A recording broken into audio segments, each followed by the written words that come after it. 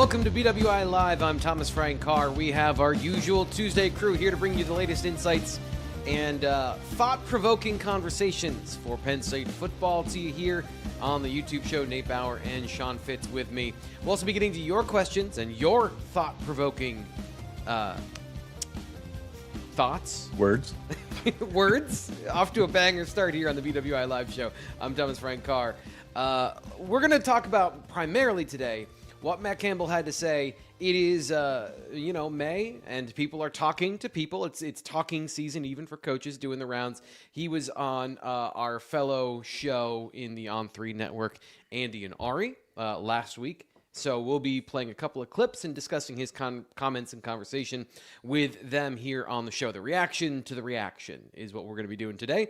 So before we get into that, just the pleasantries. I always like to see how our panel is doing today. Fitz, it is a busy weekend for you, as always, when it comes to recruiting. We'll get into the details throughout the show, but just an overview. Good, bad? What are the vibes now with Penn State recruiting? Good. Penn State, a long way from the end of March when they did not have a single commit. Now it's like, hey, how do we prep for the next one, the next one? Yeah. I think they're close to the end of this run, which makes sense because there's only so many guys you can take before official visit season. But, where they're sitting right now, I think that they're fairly close to, I don't want to say closing up shop before official visits take place. But there's, just chunks of this demographic here where some guys definitely want to get it over before official visit season starts because they don't really like that. That's always been the carrot dangling in front of them. And they're like, all right, everybody else wants to do this or everybody else has done this. I want to do this. And then you get there and it's like, man, waiting out April, May, whatever, it's not really worth that, that free trip. And I think that you're seeing that Penn State 18 commits right now in the class of 2027. Do they get to 20 before then? Very possible. But that's where they were at last year heading into official visit season. So it's interesting how the more things change, the more they stay the same. So yeah, it seems like NIL has really accelerated the timeline for some of these guys, as we've talked a little bit about here on the show. When it comes to the leverage conversation, Nate, I'm just going to drop right into the comments. By the way, if you have a question or a comment here for the BWI Mailbag, we'll be taking the best ones for the end of the show. But I want to get to this one here. Nate says, I love the Wegmans talk on the message board. I must have missed this. There's the message board, by the way, is an infinite cornucopia of conversation topics and discussion points. I was having a debate about ice cream while Nate was talking about Wegmans on the BWI message board. Great time to remind you can subscribe for just $1 and get 50% off your first year after your week of $1 to try us out. So, Nate, what's going on with Wegmans on the message board? I'm a huge fan, so I'm now invested in this conversation. Yeah, honestly, I don't even know how it came up at this point. But you do. It's actually rooted in Matt Campbell on Andy and Ari when he was talking. Because he was talking about Trader Joe's. Oh, that's Trader Joe's. Oh, okay. So it is all interconnected. We talk about a lot of things on the message board. Some of it has no bearing on the situation whatsoever. Actually, most of it has no bearing on the situation whatsoever, but it is interconnected throughout these talking points that we always have. And that one did start with Matt Campbell. So it's actually on the Penn State periphery. Then hold on one second. Let me hit the intro because we're talking about the blueprint of Penn State football and his conversation with Andy and Ari. We'll be getting into some of the other topics. But the most important thing here is the Trader Joe's and Wegmans conversation. Yeah. So, Nate, now that we know he's a Trader Joe's fan and his family's a Trader Joe's fan, did we do the thing of like, oh, well, then we have to say Wegmans is bad? Everyone made that comparison of, one versus the other. What's going on? All right. So, look. Full disclosure, I may have had a beverage or two on Friday afternoon. I was in a great mood. And one of the things that came out of that interview was Matt Campbell saying that Iowa State Ames specifically was a food desert, was how he described it. And playfully, as I like to do, I took great exception to that in comparison, right? Because he was not only disparaging Ames, Iowa, he was lifting up the food scene in State College, Pennsylvania. Later in the interview, Ari was talking about how this is a low-key great food town, and I know Nate has been here for 20 years now and is unimpressed. I knew we were getting there eventually in this conversation. Except for our today. potential sponsors.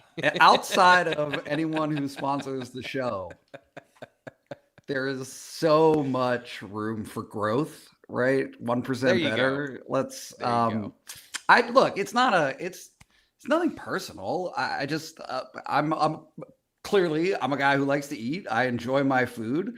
And over 20 years or 25 at this point, some improvement in quality would be appreciated. And so in any case, that sparked a whole conversation on the way. Really, let's just dive straight to what this is all about, which is I provide very little else to Blue White Illustrated beyond my state college takes, but I've got lots of them. And one of them is, yes, if Matt needs me to take him over to Wegmans and show him the quality differential between Wegmans and Trader Joe's, I'm happy to do so. I could show him the bakery good, like it's all spectacular at Wegmans in ways that Trader Joe's just is not. It's a snack food emporium. It's like that's what Trader Joe's is. It's a great place really to get frustratingly snacks. laid out if you actually want to go grocery shopping. But if you want to go and pick around and find some cool stuff, like, yeah, sure. Nittany Eagle wants to know, did I grow up with Wegmans or Tops in upstate New York? We had like 6 different brands that all went bankrupt throughout the time. But I think like, oh my God, I don't even remember anymore. Like they all, like you've never heard of them. We didn't go to a Tops. We went to something else, and it like 15 years ago went under, and now it is in fact Wegmans. You have to go to Jamestown from where I live to actually buy groceries, which is like 25 minutes away. Let's talk about Nate, like food desert. I grew up with we grew our food. That's a real I grew food. up. Yeah, that's a real. No. Yeah. The funny thing, last thing. The funny thing is, like, I think it was Audrey Snyder was, championing the fact that there's a Wawa on State College now. And I'm like, I do not understand the draw to, like, gas station food. And she said, well, it's probably nostalgia. And I said, nobody out here is super excited about quick fill Red Apple gas station food. Like, it's gas station food. And so, like, but the nostalgia of my youth is like, you just go to the gas station to get like cigarettes and that's about it. Like get gas. That you get gas there. Anyway. You had a youth that I was unaware of, but okay. I didn't get the cigarettes. T-Frank, okay? I was T-Frank with a cigarette behind his ear. 11 years old. A pack in his sleeves. Yeah. I did have those friends. I did not partake. Okay, so here's the main thing, now that we've gone 8 minutes here. The main thing that Matt Campbell said that was very interesting, and Nate, you wrote about this, you put this in context and perspective for us on the site, was that he pointed to the Indiana model as to how you can build a championship team fairly quickly in the modern age of college football.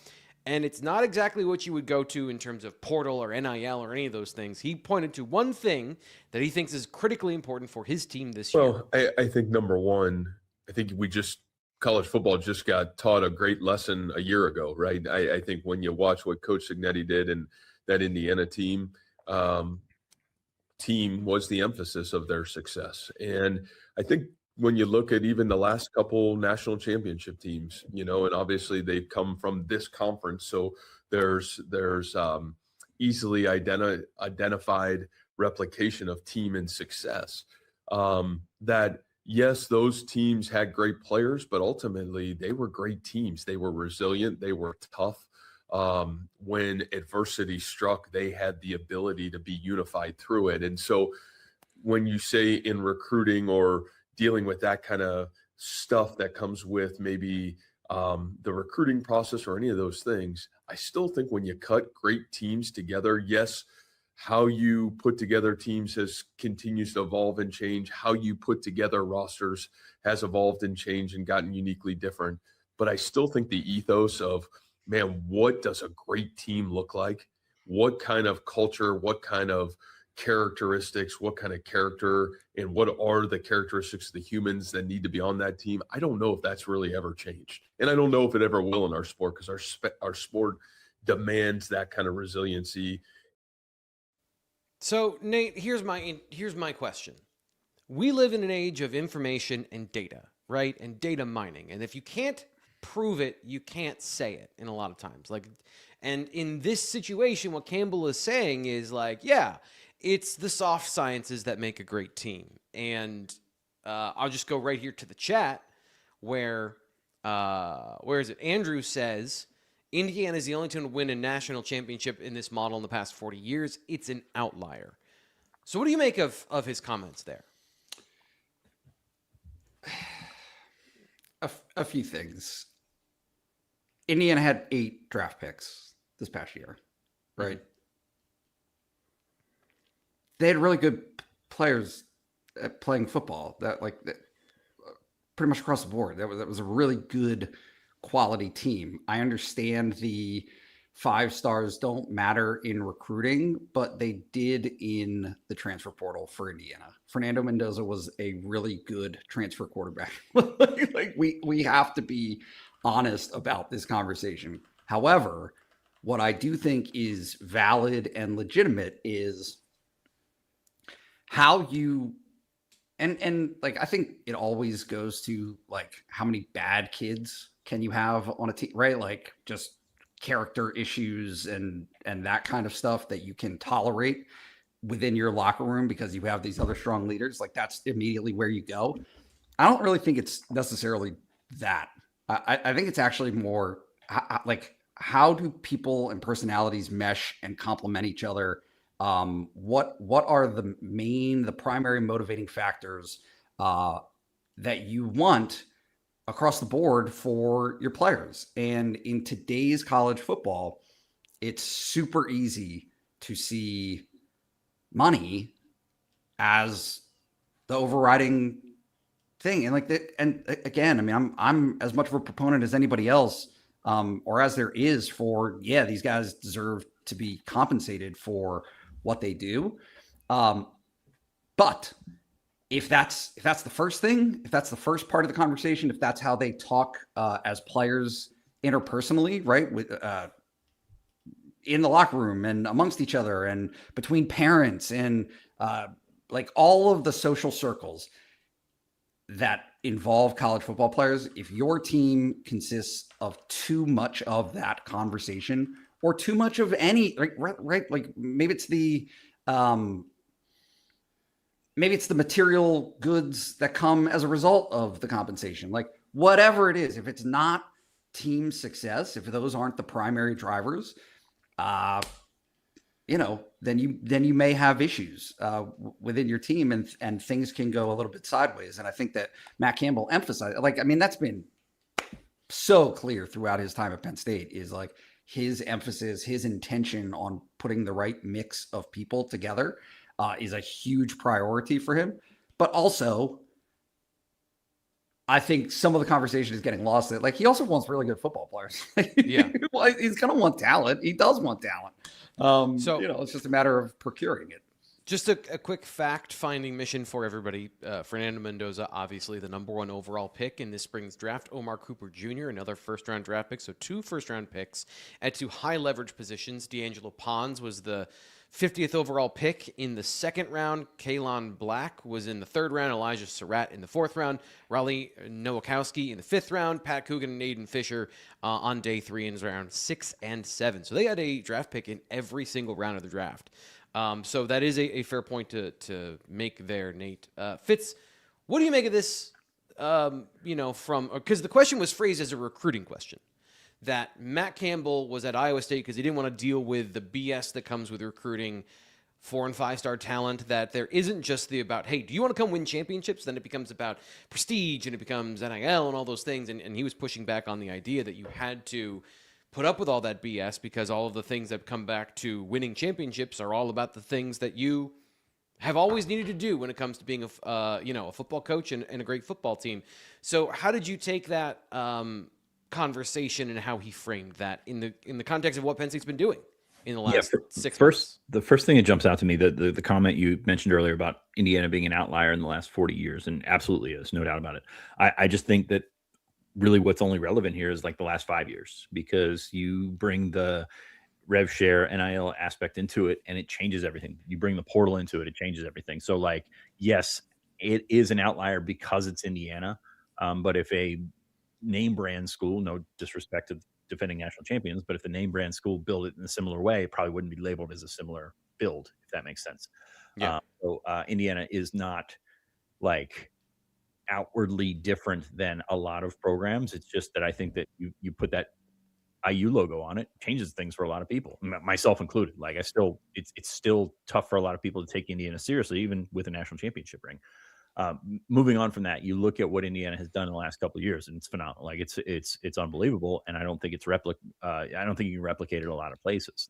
You can try, which is going back to my first comment. You can try to do it, but you got to know what you're looking at. You got to know how these pieces are going to fit once developed, and then you got to develop them to get there. And that's been the part that you take a look back at the 2024 season when no one took them seriously. They did make the playoff. They got bounced in the playoff, and like I think people thought that would go away.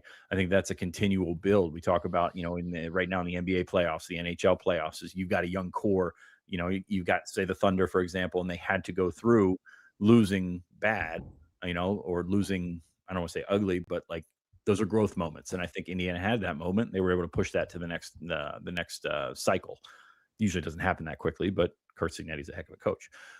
You've got building the team, which is really what Matt Campbell's approach was. If you take a look at his comments, which, by the way, if you read his comments on like in text, he sounds a lot like James Franklin. He sounds a lot like the way that you do this is to establish the ground roots of the team, and then build up from there, and then plug those holes as you go. Now, he's coming into a job where he's got a lot more holes to plug because of general roster construction, because of the way that things have played out over the last year at Penn State. But I think you see a lot of the blueprint that he likes to do in what Indiana has done. Is it can you replicate it here? I argue with myself on that all the time. Nate, you seem to have a thought on this. Yeah, you refuse to say replicable. I can't say it. That's not that I refuse to say it. I can't say it. Like I did it twice. Thank you for just like exposing my insecurities here. No, trust me. It's a tough word. I mean, no, it's fine. I think can I be like cynical for just a moment? Sure. Just a moment. Just totally out of character for me. I think that college coaches, especially all college coaches, are having a hard time navigating their messages getting through. It's still a medium in between high school, right? High school can be totally Disney, right? Like the whole way. Pro, right? NFL, NBA, like NFL coaches don't talk to their players that way. They just don't. Like it's right how we built this team based on team first and that kind of. I would say good teams still do that at the NFL level. I'd say your worst teams are your most mercenary. Now, if those best teams are full of Hall of Famers and like they're all like, if the point is you have to want to be great at football, you can't just want money. It's too hard of a sport for you not to be obsessed with the sport. And at the highest level, you need to find people to come together. And Nate, let me make this one point before you continue. Yeah. When it comes to making a good team, to me, what Matt Campbell is saying, and let's use Indiana as an example, is not just about when adversity strikes. It's not just about when things get hard. It's about when adversity strikes and things get hard, you have to stick to the plan and trust your coaches that what they're telling you to do is going to work. Because let's take Indiana, for example, and I think there's people in the chat that are giving Indiana like the exemptions of once in 40 years, if they don't have Fernando Mendoza, nothing works. And like, yes, if you unplug an elite quarterback from a championship team, none of them then win a championship. But the point of Indiana's offense and defense is that it was highly schematic. They blitz the hell out of the offense, and you've got to trust that the secondary is going to be able to make that work. On offense, it's all RPOs. Like, I'm embellishing a little bit, but like, it's a high amount of RPOs. The quarterback had to trust that I'm going to be able to be drafted if I come into this offense that doesn't have a ton of translatable skills to the next level. And there are guys on the roster who did not get drafted, who were not put in a position to make a ton of plays because they were doing something that was for the good of the team. And to me, that's the biggest thing is like, how do you get people to do what's the best for the team and not the best for your short-term interests and your long-term interests, like in certain situations. And that's really what it comes down to recruiting, Fitz. Like we're talking about money. Like I want my short-term gains because I'm not offered the guarantee I'm going to the NFL. So I want my money now. And you've got to convince kids that if you come here, good things will flow. And so to me, like that's kind of the context of the on-field application we're talking about when it comes to these trust and team building things. And you instill that when you recruit these kids. Like you instill that kind of mindset, that kind of research. We said it last week when we were talking quarterbacks that you're always being evaluated. You're not just being evaluated to throw a football or like do any of the physical things. It's like what's going to happen when you need to think on the fly. What's going to happen when you need to say replicable on live. Like it's very, very difficult to do. Yes, I did. I nailed it by choking over it again. But it's also aligns with what Matt Campbell has done really this spring is you look for those guys that, are in the margins and it is a form of money ball. And that's the easy layup, right? It's the fallback is to say that you're doing money ball because you don't have as much money as the competitors. And then you have to win the margins. There's been one team in college football that's done that. It's last year. So that's why it's the outlier, no doubt. Also you've got the theory of Indiana they're okay spending money. Like Mark Cuban came out and said, hey, I got Fernando Mendoza over the line. That's what happened. But they get the benefit of the doubt because they're Indiana that you don't think they're going like this whole Kirk Cignetti, I don't need star stuff. Well, they're the leader right now in the RPM for Monch and Sales, the in-state receiver, 5-star receiver. They got 4 stars, Montana Torbert, Raheem Floyd. They're the favorites for them as well. Like they're going after the top talent, like the top, what we perceive to be the top talent. We're acting like we're looking at 2 different playbooks here, but Indiana is trying to stockpile the talent that they can. They've got the number 34 class right now. That's going to go up. They had the number 30 class last year. 7 4-stars, Flip LeVar Keys from Penn State. Like there's some quality players in there, but like you take a closer look at what they do. They do a lot of things that we've seen this staff or Derek Hoosier, the GM, talk about valuing production, size, things of that nature to build an NFL franchise, like via college, like build the big guys at offensive tackle, the productive guys that aren't necessarily the massive guy. Like they took a couple of defensive tackles last year that was 6'1", and like people scoff at that at some point, but they were really productive players, including Rodney White from the DC area. That's really, really good player. So it's just an interesting mix of all over the place, finding what works at the pros and getting it back down to that college level. I'm looking at Penn State's class right now, and there are a couple guys that jump out that aren't Penn State's highest rated guys, but like makes sense as Indiana recruits. Ryan Robbins had an Indiana offer, is one of those big guys that you can project 3 years down the line, might be a contributor, might be a starter by a redshirt sophomore because you think the physical traits that he has. Zachary Gleason at Pittsburgh Central Catholic, kind of a typical guy that can play everywhere in the secondary type of player that Indiana likes to have. And I know they've had do a bit of everything too. Yeah. They've got they had some specialized players last year. I think those are the guys that got the headlines, but all over that secondary is guys that you could just take from one position, put them in another, and they'd be fine. Zachary Gleason to me is one of those guys. Carter Blattner is one of those guys on the defensive line, big and physical. And Samaje Robinson, they go to Florida a lot at Indiana and find the guys that nobody else wants. And that is what Samaje Robinson is to Penn State right now. So like the Penn State model right now is closely aligned with what they're trying to do. It's just really difficult to pull that thing off. We're going to get back to this conversation in just one moment. But first, I want to tell you about Boulder Point Lake House. Fitz, I need to come to you for a quick fish question because this was on the message board recently, and it's something that one of our locals from Maine, who's a member of the message board, was telling me about the fishing out in Maine, especially on this particular chain of lakes, which she lives nearby. Is it trout that everyone loves to fish for? Is it bass that everyone loves to fish for? Yeah. I mean, those are the premier. You can go up there and get anything really. According to this, native brook trout are huge in Maine, which is really cool. If you're a fly fisherman, an actual fisherman, catching a native is different than catching one that somebody went into the hatchery and put in there so you could catch it 2 weeks later, and then they eventually die 3 weeks later.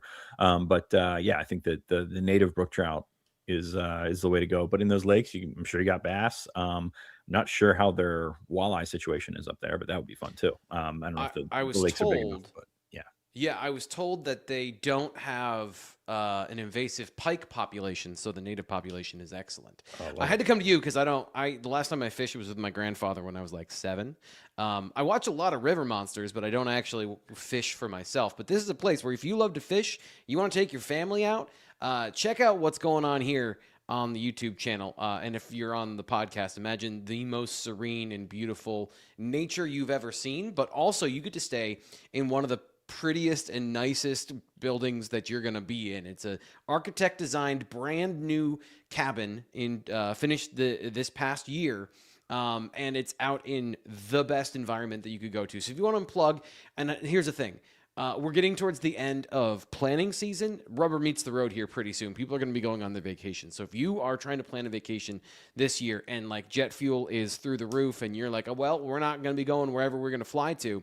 If you're on the Northeast specifically, you can drive there. It's a beautiful drive through New England and through the Northeast to go check out Boulder Point Lake House. You can book with them directly on Facebook, by the way, and skip some of the fees that you get when you go through Vrbo or Airbnb. And this is a Penn State family with Penn State fans and people that love the BWI live show. So if you want to support them and their decision to support us, check out Boulder Point Lake House on Facebook. They are dog friendly. So if you want to bring your dog with your family and go enjoy nature in one of the most pristine places in America, go check them out and make sure you check out, if you're watching here on the podcast, you check out the photos and you go to the site and check out the photos because they are absolutely beautiful. But book now, and we'll have the link in the description of the video by the end of the show.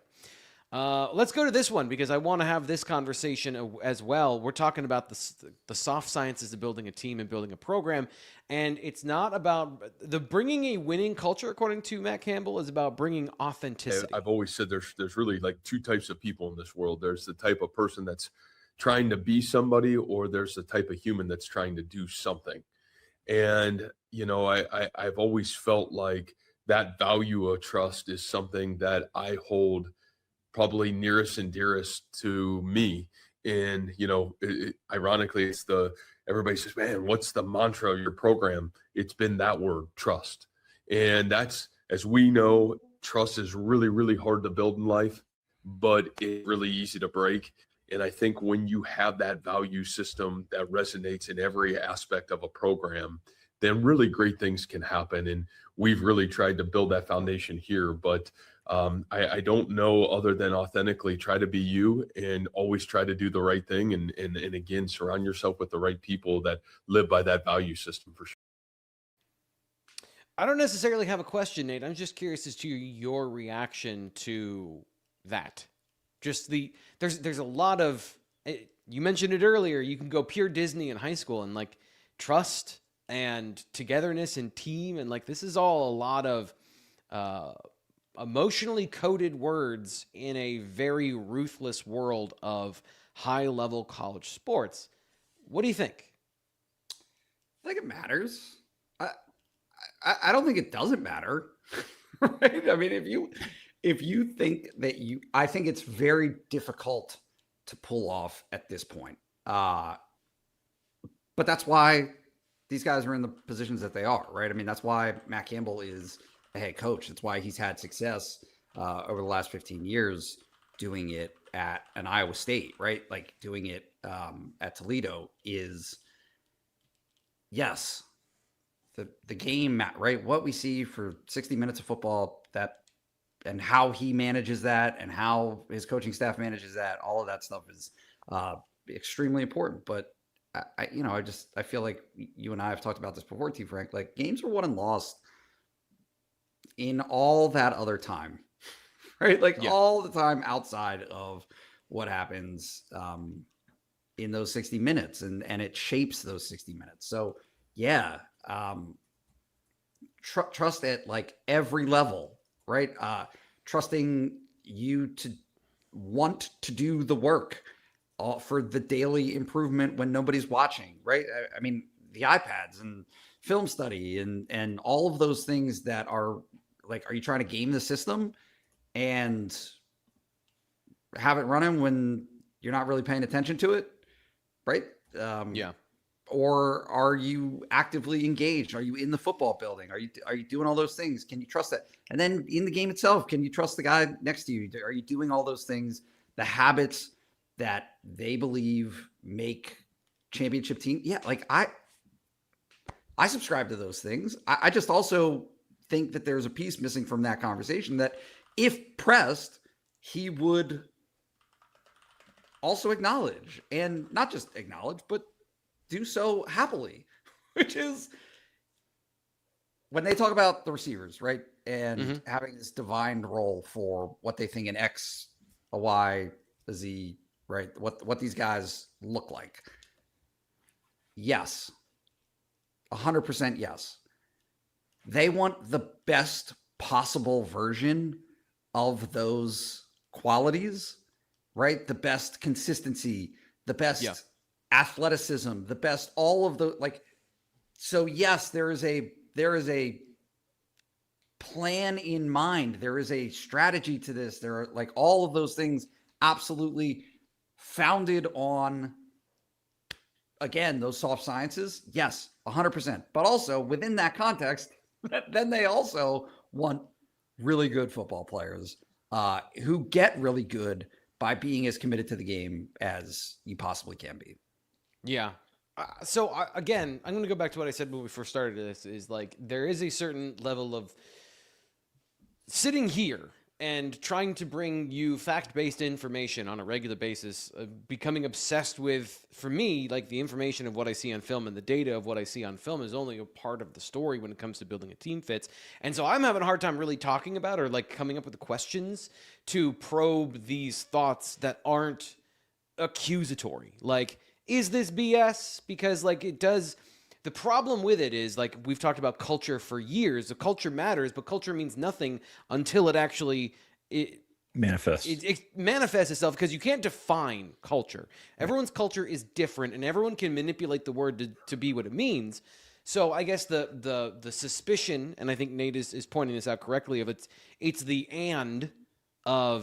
and they want good players in this situation. But I guess, how do you view this particular topic of Matt Campbell coming off talking about these particular things when it comes to program building and trust and all those things that he's outlined, in the conversation with Andy and Ari? Yeah, I mean, it's about buy-in, right? He's doing a job selling his program and selling what his vision of the program is. And the more that you hear it, the more that you'll buy into it, whether that's fans, whether that's players, whether it's recruits and their families and things like that. So, like, there's a sell job that comes with this, and that's natural for everybody. I mean, Signetti's doing the same thing right now. It's about defining what your program is so that everybody can buy it or buy into it, or actually probably flip those, buy into it or buy it. There's a difference between those two things. So I would say that there's an element of that, but yeah, I mean, he believes it.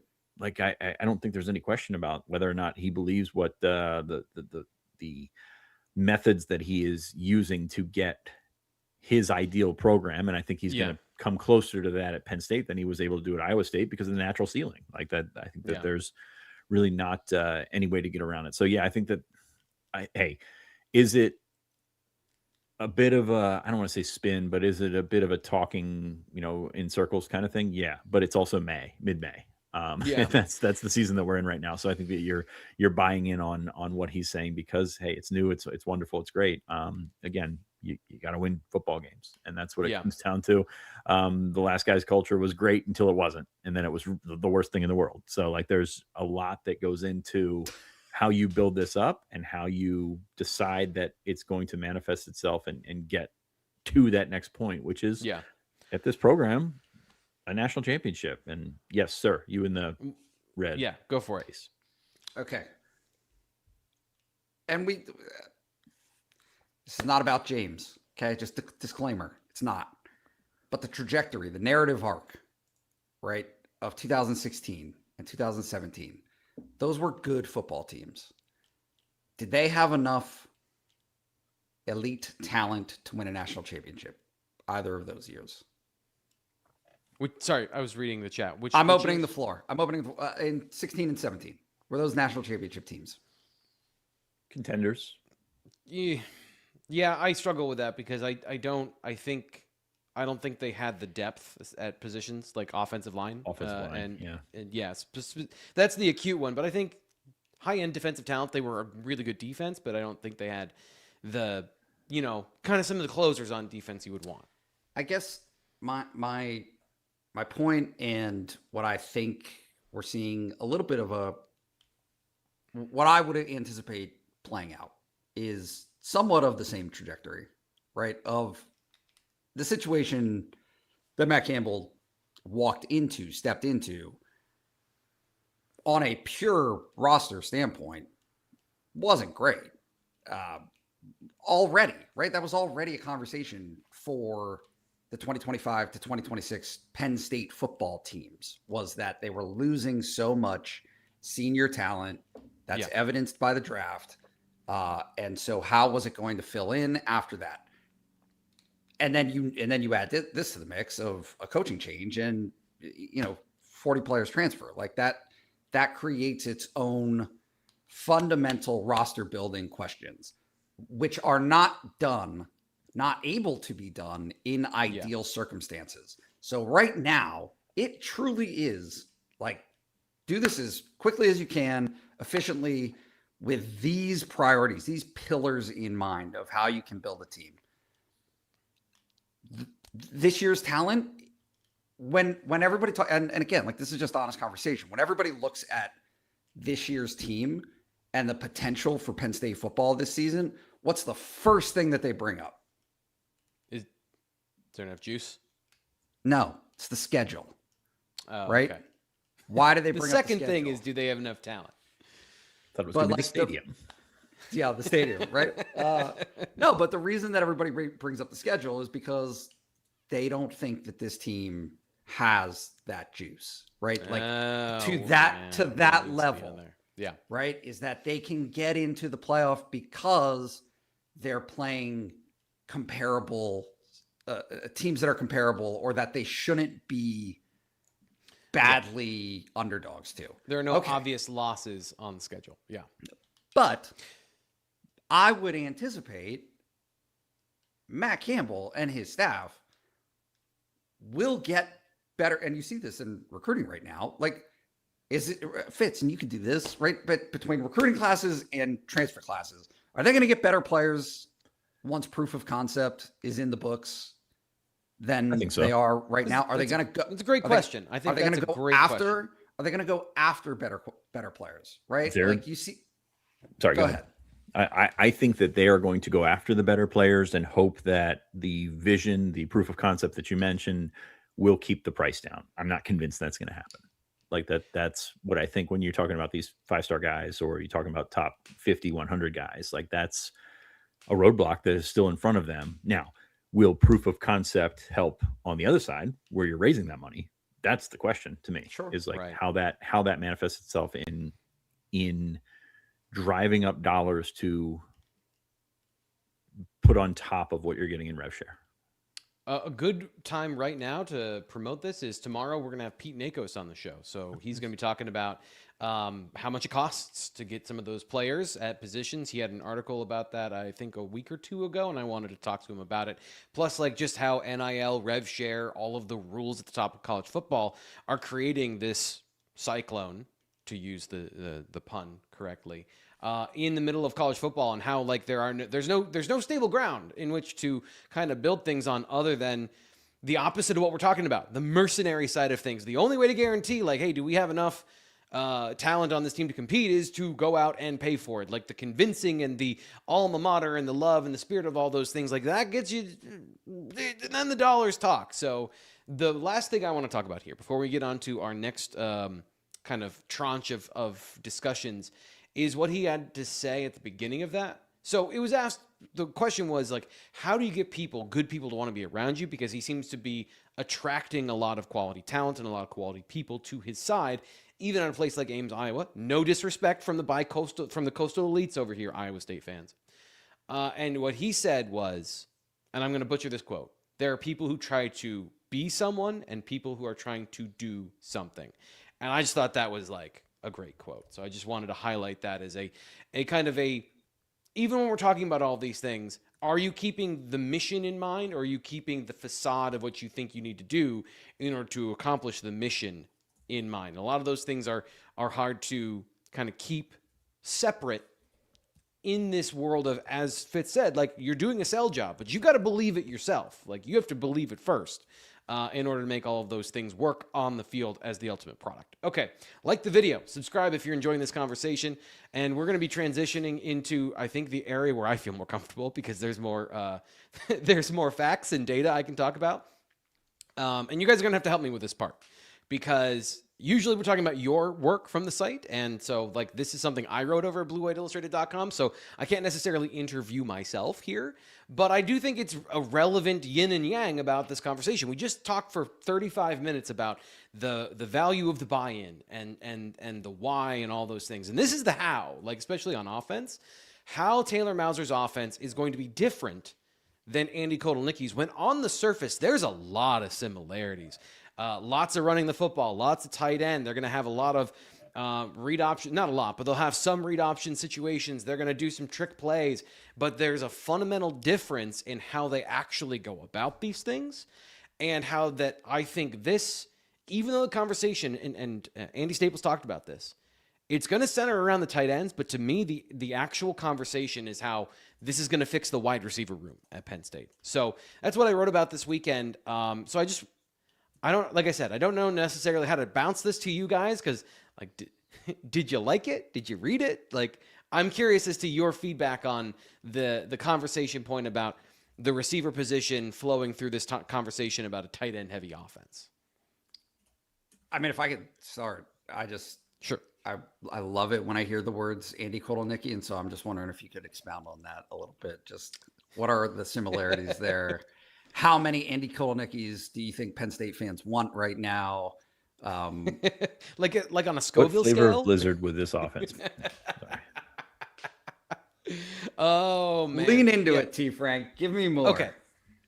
So there is some stuff in Taylor Mauser's offense, whether it's direct snaps to the running back or trick plays or aggressive play calls, that I think do in spirit kind of feel Kotelnicki-ish. And this is the problem, is I'm gonna stray into the negative, the bad zone of, like, saying Andy Kotelnicki wasn't the worst, but here's the biggest difference to me.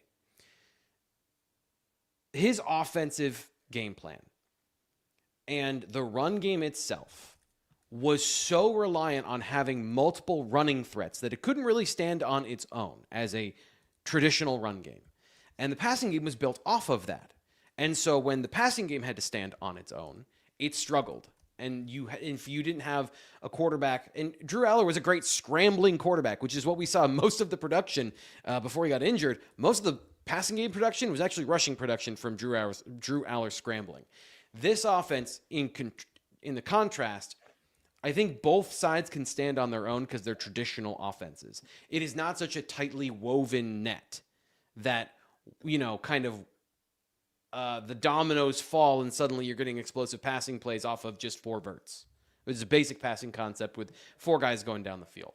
Okay, T. Frank, can I wedge in here real quick? We started the show by talking about Indiana's penchant for offense and defense, in which they blitzed a lot on defense, but on offense, they did a lot of RPO. They did a lot of things. So the fact of, I guess, the basis of what they try to do on both sides of the ball is make 18 to 22-year-olds on the other side of the ball think. Like, panic, think, pivot. Okay. So my question to you is, how does Penn State, in this general framework of an offense, which is not flashy, but, it will make you kind of pick your poison here, how do they do that? How do they make these guys panic? And how does that open up? And I think that I'm trying to wedge you into your conversation here. How does that open up Ben Bramer? How does that open up guys on the outside? And is it just one of those ones where it's luck when you pick the right one? Or is it one of those ones that it's schemed into place where you can generate these explosive plays, even if you don't have the most, stereotypically here, explosive players? Yeah. So it's about simplifying. Instead of making it complex, it's about simplifying the game for the offense. And that also comes from what the defense can show. So this is something that I think is really interesting when you look at the trends in college football right now. Right now, everyone wants to go heavy. They want to go 12 and 13 personnel to force the defense into a couple of situations. And the number one thing is personnel. Who's going to be on the field to stop the run? And that is going to dictate then on the back end, because defense is connected no matter what you do. You cannot throw 5 guys at the quarterback in a pass rush and then have 7 to cover. You are always at a disadvantage because there's a zero sum of the players on the field. And this is the thing that I think is the most interesting, because it does start with the run game. You have to establish a run threat that causes the defense to react. Now, the numbers and the allergy that defensive coordinators have to giving up run plays is in itself baked into football from the very beginning of everyone's high school career. But when you force them to put an extra defender on the field, or you force them to blitz to take away some of your run plays, what it does on the back end, and I looked into the data on this, is it makes coverage predictable. So now you have a quarterback who knows, I don't know, odds are I'm going to see cover 3. And when I'm the offensive coordinator and I know I'll get into these situations, odds are I'm going to see cover 3, especially if you go to the down and distance, right? Now you're into the really like granular. This is how they make their plays and their play call sheets. This is how they know when to call the plays, is they looked at the predictable chance they're going to get a coverage. When you put 12 and 13 personnel, big bodies on the field, you get predictable coverages from the defense, which then, unlike this past offense, which I do think from a James Franklin perspective had a conservation to it of, okay, if we see certain coverages, we'll just throw it underneath and get a first down. No. They see certain coverages like cover 3. Cover 3, defensive backs are 10 yards off the ball. And this offense says, I don't care. That's a one-on-one. We're going to throw it over that guy's head and make him defend the entire field. And so to then go to the other side of this thing, you bring 12 and 13 personnel on the field. Nobody over the last 2 years when Taylor Mauser has been calling plays has had more explosive passing plays out of that formation. Number 2, Penn State. And again, going back to this comparison of the two teams, I'm going to keep this up here because the most important thing to me is like you cannot clog the middle of the field on this offense, because 54 of those 91 explosive plays were to wide receivers. Were to players that are threatening down the field and outside the numbers. So these guys have it baked into the offense of, yeah, we're going to play smash mouth football. That's all real. But when you throw the football, there is a threat to your defense of the thing that you're willing to give up. We're going to attack it. Previously, Penn State was not aggressive enough at attacking those situations and creating those plays. And what gets you there is using your tight ends in the run game too. Like Yes. you look at how things go with that substitution rule that has been, 4 years into it or something like that, 3 or 4 years into it. And basically what you're looking for is they bring their big package in. Okay, we got to counter that with our big package. Got to be a better way to say that. And it's going to be, how can you combat heavy with heavy? And how does that open up things on the outside? And what your numbers say there, 91 explosive plays, 54 to wide receivers. I'd be very curious to see what the explosive play rate was to Penn State receivers. That's another conversation. That is in the article. You can go check that out. Well, I haven't scrolled that far yet. Okay. And how does that change things for guys like Chase Soul, Brett Eskildson? Even, I think Kobe Howard can play on the outside as well. So what, Nate? You said it. You said Eskildson. I did it. I didn't even think about it. I did it. This is a big day for me. I appreciate. I love it. You just we're all getting laying better. out We're these all insecurities for everybody to see live too. It's great. Honestly, I think it's replicable every week if you want to do it so much. You know what, Fitz? Here's what I'm going to do. I'm going to do this for you. We're going to do Fitz's recruiting update, and we're going to get Nate off the screen.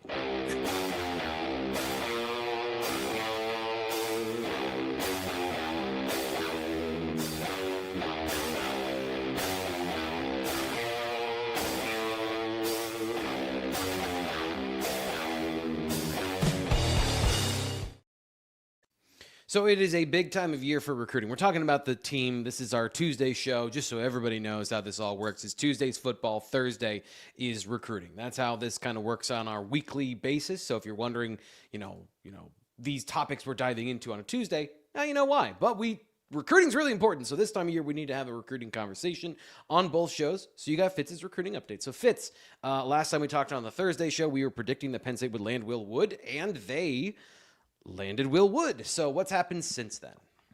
Yeah, 34 was the number, by the way. If you were watching our Will Wood video, which we recorded about 2 weeks ago, thinking that that was the eventual conclusion, yeah, you've got a baller there. You've got a guy that really stepped up and has in past or in the interviews that I've posted in the last week has established himself as a Matt Campbell guy.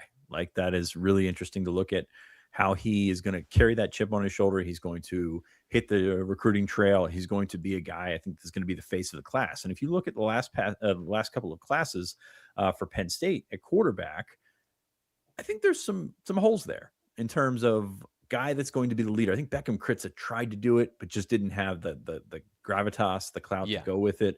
Troy Hune maybe had an opportunity to do that, but he was on the other side of the country. It makes it a little bit more difficult. So I think it's just interesting to look at this guy who is taking the bull by the horns and saying, I'm going to be the leader of this class and you're going to deal with it. Because even though I'm the 18th or 17th commit that came through, that this is going to change the way that this class is headed. He wants Deshaun Hall from Alabama. He wants Khalil Taylor. He wants Colt Lumpras. I'm curious to see what kind of clout he has in terms of recruiting these guys. But I think that they're going to buy into it. I think they're going to benefit from that. I don't think it's going to fundamentally change the outcome of this class because I don't think it matters as much. Peer recruiting is necessary and you need to feel good about the guys that you're going in with. But at the end of the day, for guys like Deshaun Hall, who is coveted by Tennessee, who is a big spender, Khalil Taylor, coveted by many schools, several of which are willing to lay the money down, and Colt Lumpras committed to Alabama currently. There's going to be tough ones to get across the line, and I don't think Will Wood's going to do it on his own. Now, it's not on him to do it on his own, but I think it's an interesting talking point here. And I'm excited to see Will Wood. He's, like I said, he's a joy to talk to. T. Frank, we're gonna have to get him on the show at some point. He's he's very driven. There's a lot of Sean Clifford there, Trace McSorley there in the off-field way that you can talk to people type of thing. I'm not making any comparisons to on-field play, but I just thought that was really interesting from my conversations with him. Very upfront about committing to Penn State, very upfront about doing an interview in advance, which is always helpful. Yeah, I think Penn State's got a leader there, and we'll see what happens from the football side of things. But in the gap that they're in with quarterback recruiting, I think it's going to matter. So I'm interested to see how that's going to go. Somebody says in the chat he should end up a 4-star quarterback. It does not matter. I like his rating right now as an 88 3-star. I think it's fine. Yeah, and I talked about that earlier this week in a conversation on the message board, something I wrote about of 4-star guys or 3-star guys that could be 4 stars at some point because of their talent and their physical abilities. And they just kind of fit the mold of what everybody's looking for, but they might be a little bit under-scouted. And that was the first thing people came up with is like, well, obviously Will Wood, because now he's Penn State's guy, and so they want him to be a 4-star. But, you know, it doesn't necessarily matter if he's a 4-star, if he has all those qualities and traits, because it's not about really qualities and traits when we come to the scouting evaluation, at least in my opinion. Yeah, you kind of put those things aside sometimes for better or for worse. And like I said, he's not changing as a player. Neither is Jameer Dean, who just got an ESPN ranking. So he is now a 4-star composite, industry ranking. Ooh, caught myself there. But if you look at the way that we rank these teams, by the way, Nate's wrong. They're 14th nationally in the rankings because they're changing so often. But really right now, the first 8 in the On3 Rivals team rankings are what matters because you're trying to get a like sample size aside all your peers. And that's kind of the Power 4 average, I guess, or maybe just the FBS average at this point. Penn State, of course, got 18. So you're basically leaving 10 guys out of the team rankings right now. Jameer Dean is up into the 4-star territory. Let me see here. 89.67, number 315 nationally, number 45 position ranking. And again, ESPN, when they get on the ball and they actually rank these guys, that's going to give you a more accurate depiction of where these team rankings fall. So cool to see it. Still got to worry about Georgia there. But also, Georgia, we tend to do this sometimes. We tend to think that, okay, he's got the Georgia offer, so now he's squarely in Georgia's sights. Well, they're also going after several other receiver prospects. They just offered another one last week, and they've got a couple guys coming in for official visits. So he's not the main focus of their search, but yeah, still be worried about that one. But at the same time, he seems pretty well past that initial surge. We'll see what happens when and if he does visit Georgia. All right. let's leave it there because we've got to get to a bunch of other things here on the show, including a very important aspect of the show, which is Nate's got to come back and tell us about Anti-Fragile Brewing Company. I don't know how, Nate, I've just been like obsessed with getting to the topics this week, and I forgot to talk about beer until this point in the show. So like, I think I'm going to have to go and buy everybody a beer this Friday to make up for that. So tell us about Anti-Fragile. Or kombucha. Shame. Yeah, or kombucha. Frank. Yeah, it's East Calder Way, Anti-Fragile Brewing Company, best beer in State College, bar none. It's not. It's just really, really good, and they brew it on site, as you see there. If you're watching the B-roll on YouTube, it's just an ever rotating selection of beer on the big board there over the bar. They redid the bar, so the bar is like a little bit more spacious, and they did a really everything that John does down there is just well thought out and high quality. So it's almost a little annoying. Like, I'm like, how are you good at all of these things? How do you like make sure you're good at all these things before you do them? And they all seem to do like really well. Now it works out for everybody, in terms of it's just like, it's good stuff. It's good stuff to be around. He takes his time. He thinks before he speaks.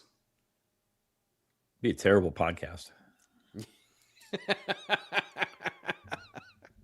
Okay, so if you want to go check out Anti-Fragile Brewing Company in downtown State College, make sure that you tell them you heard about it here on the BWI live show, and you make sure that if you see Nate, you come up to him and you tell him how much you enjoy his presence here on the Tuesday show and how much you like all of the things we do here on the show.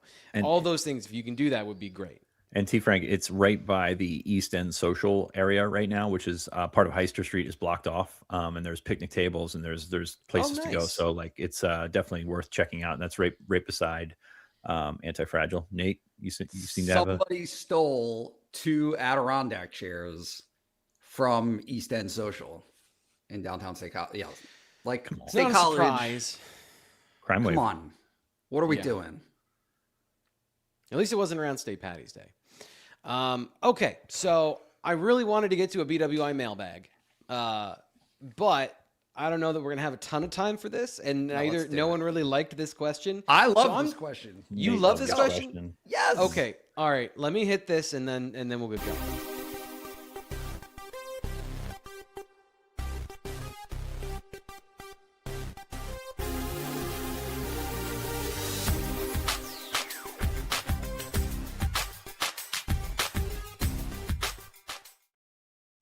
Okay, so we'll keep this to a tight conversation here, but I think this is a good one to get into because this is a fun would you rather. Shenny Football on the Blue White Illustrated message board wants to know, would you rather have Drew Allar back for a 5th year, let's say he had a medical red shirt, or under this current staff, so new staff plus Drew Allar, or Rocco Becht as you have it right now? So as always, guests on the show, Nate, you get to go first. I think we're going to attack this from 2 different ways, so I'm very excited about this conversation. Well, now that I saw, I actually didn't. I actually didn't see the context of this staff, so now I'll go with Rocco. That's fine. Okay. If it wasn't this staff, I would say Drew and be unrepentant about it. Call me an idiot. Do what you want. I still like Drew Allar. The previous staff, because I don't know if I could sign up for a 3rd year of trying to explain what was going on offense. It doesn't have. I'm just look as a football player. Here's what the upside is. I still like Drew Allar, and I think that will evidence itself when the opportunity arises in the NFL. But that's neither here nor there. The one thing that I would say is. Drew's health timeline, in terms of his recovery, was like better. So like in that, if the hypothetical is, hey, they're both completely healthy and have no issues from last year, then sure, Rocco for this staff specifically, that's fine. Yeah, I can live with that. I love that your eyes got so big when you read the first part of that sentence that you just completely blacked out for the second half of it. Under this entire staff was underlined. Yeah, yes. I didn't see that. Yeah. Can I reject? Let me reject one thing, T. Frank. Sure. There is a cavernous dark hole of which anything good that Drew did during his career at Penn State is like it's vanished. It's gone. Yeah. Doesn't exist. And I have a really, really difficult time with that because I do think that was it against Oregon? Well, actually, yeah, in some situations, it wasn't the one that everybody remembers, but the fourth quarter when he led them back from down 2 touchdowns, that was pretty scrambling. Good. Yeah. Throwing his body out there trying to do it. I agree. The Indiana game in 24 that they didn't have to win, right? Did he not complete a pass there? Right? Like there were was it 24 or 23? It doesn't matter. It's all combined. USC out there. So they weren't necessarily the sexiest games that people remember, but there were good moments that he had during his career. And I just think it's a shame, like how he's remembered and discussed among Penn State fans. It's as though there was nothing good that happened over the last 4 years. It's because of the disappointment of failed expectations, right? Because if you have no expectations and he's a 3-star and he does what he does, everyone's like, he's a gritty quarterback that did all these things. But you were promised a national championship at the class of 2022. In a way, you were promised that of like, this is their opportunity, like it was in 20, and they didn't get that opportunity. So then in 25 and in 24, they don't get what fans thought was going to happen. So I agree. I think there's a lot of good things that Drew does. We have not been taking part in the I don't even know the right word for it, but just like, yes, the uninstall conversation. Yes, the unnecessary pinata-ing of Drew Allar during rookie minicamp with no context video. Let me answer the question for Shenny in the way that I think it was just kind of like Rocco Becht or Drew Allar with this particular staff. And that'll be my last thought. Fitz, you can jump in if you want anything here at the end. But you saying I'd rather stab myself in the eye gave me a clue of like maybe you didn't want to have this conversation. That's just, behind the fourth wall there. But fun. Sorry. I thought it was funny. So it was a great response. Okay, so Drew Allar in this offense, I think would do pretty well. But when you're talking about year one reboot of the offense and the team, Matt Campbell made it very clear that the quarterback is an extension of the coach, and you want to have somebody that you trust, and you want to have somebody that knows the offense. So you don't want to be teaching the quarterback the offense. You want the quarterback to be teaching the offense to the team. And so, talent aside, the timeline of Rocco Becht and Drew Allar in their 5th year in this particular season, I don't see a way in which Drew Allar is the pick because of those things where you want to be rolling. The reason Matt Campbell wanted him out there, Rocco Becht, he wanted him out there, was to get timing with his receivers and to get his voice into the psyche of the offensive line, the tight ends, and the new receivers so they understand his cadence, his command of the huddle, all of those things. So we're not talking about Drew Allar's leadership or anything like that, which is part of this conversation, but it is not necessarily the focal point. It's the familiarity with the offensive system and the talent Rocco Becht has to play in this system. So to me, like I don't see a tactical reason other than Drew Allar is more talented to put him in this situation, from a arm strength perspective and all those things that we've talked about since he was a freshman, at Penn State. Fitz, anything else? Nope. Just going to get out of here, step on the dead horse on the way out, and we'll be good to go. Perfect. All right. Well, as we mentioned, coming up tomorrow, we have Pete Nakos on the show. We're going to be talking about some of the recruiting and NIL conversations and where things are going with Penn State football. And, of course, we'll have a recruiting show on Thursday. Thanks to our excellent staff here. I feel like this one, we kept it on the road, but just barely, flirting with life and death, keeping the car on the tracks as we went up the mountain. But here we are, with the view of the show being over. We'll be back tomorrow with more BWI Live. Subscribe so you don't miss any of our committed videos. We'll talk to you then.